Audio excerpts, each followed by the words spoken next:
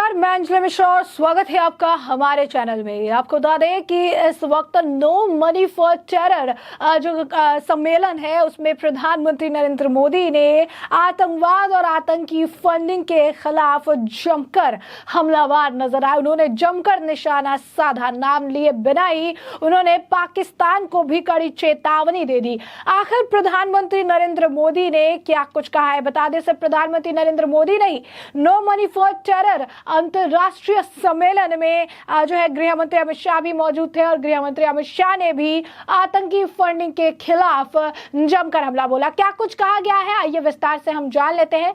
बता दें, आतंकी फंडिंग के खिलाफ प्रधानमंत्री नरेंद्र मोदी ने आज नो मनी फॉर टेरर अंतरराष्ट्रीय मंत्री स्तरीय सम्मेलन का उद्घाटन किया। इस मौके पर केंद्रीय गृह मंत्री अमित शाह भी मौजूद रहे। इस दौरान प्रधानमंत्री नरेंद्र मोदी ने कहा कि यह बड़ी बात है कि यह सम्मेलन भारत में हो रहा है। उन्होंने कहा कि दशकों तक हमारे देश को आतंकवाद ने चोट पहुंचाने की कोशिश की, लेकिन हमने बहादुरी से इसके खिलाफ लड़ाई लड़ी है। प्रधानमंत्री नरेंद्र मोदी ने कहा कि हम तब तक चैन से नहीं बैठेंगे जब तक आतंकवाद का खात्मा नहीं हो जाएगा। उन्होंने कहा कि लंबे समय से आतंकवाद असर गरीबों और स्थानीय अर्थव्यवस्था पर पड़ रहा है, चाहे वो पर्यटन हो या व्यापार का क्षेत्र हो। कोई भी इस इलाके को पसंद नहीं करता जहां लगातार आतंकवाद का खतरा बना रहता है। इससे लोगों की रोजी रोटी छिन रही है और ये सबसे अधिक महत्वपूर्ण है कि हम आतंकवाद के वित्तपोषण की जड़ पर प्रहार करें। प्रधानमंत्री ने कहा कि आतंकवाद मानवता, स्वतंत्रता और सभ्यता पर हमला है। यह किसी भी देश की सीमा को नहीं पहचानता है। उन्होंने कहा कि अगर आतंकवाद को हराना है तो हमें एकजुटता और शून्य सहनशीलता का दृष्टिकोण अपनाना होगा। पीएम मोदी ने कहा, यह सभी जानते हैं कि आतंकवादी संगठनों को कई स्रोतों से धन प्राप्त होता है।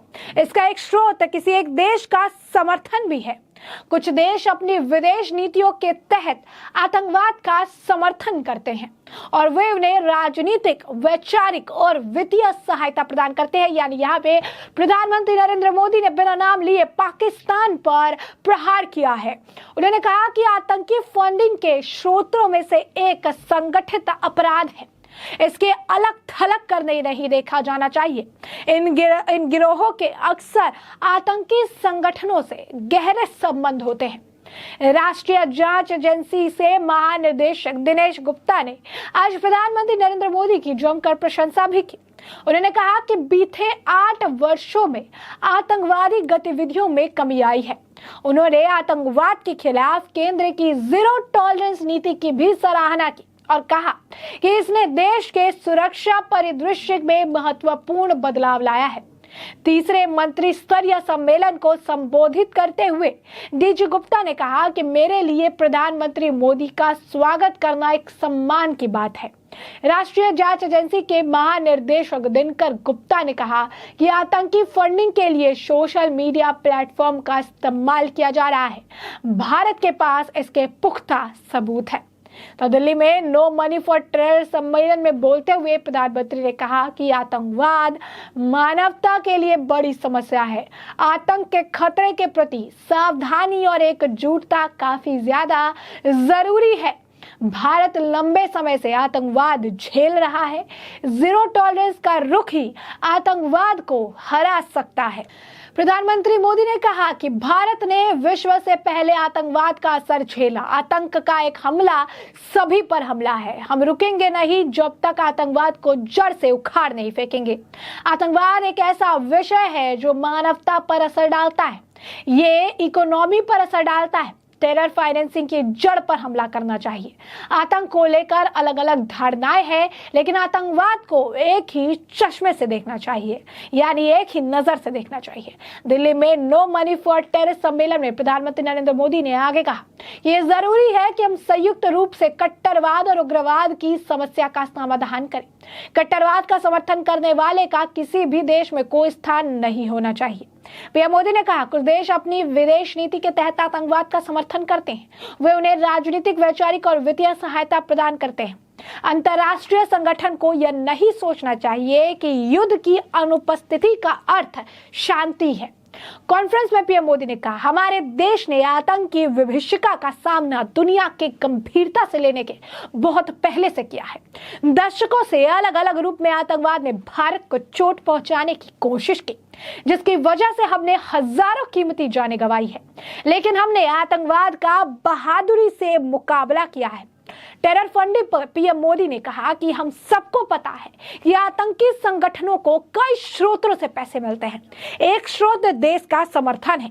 कुछ देश अपनी नीतियों से आतंकवाद का समर्थन करते हैं। वे उन्हें राजनीतिक और वित्तीय सहायता प्रदान करते हैं। पीएम मोदी ने कहा कि अब आतंकवाद की गतिशीलता बदल रही है। तेजी से आगे बढ़ती तकनीक की एक चुनौती और समाधान दोनों है।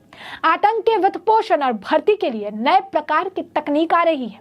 कई देशों के अपने कानूनी सिद्धांत और प्रक्रियाएं हैं। सब प्रभु राष्ट्रों को अपनी व्यवस्था पर का अधिकार है। हालांकि हमें इस बात का भी ध्यान रखना चाहिए कि चरमपंथियों को सिस्टम के बीच मतभेदों का दुरुपयोग करने की अनुमति न दें।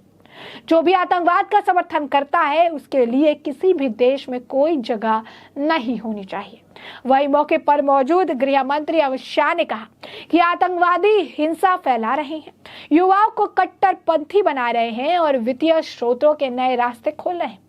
अपनी पहचान छुपाने और कट्टरपंथी सामग्री फैलाने के लिए आतंकवादी डार्क नेट का इस्तेमाल कर रहे हैं। ताकि क्रिप्टो करेंसी जैसी आभासी संपत्ति का उपयोग भी बढ़ रहा है। हमें डार्क नेट पर होने वाली ऐसी गतिविधियों के पैटर्न का विश्लेषण और समझना होगा कि उनका समाधान खोजना है।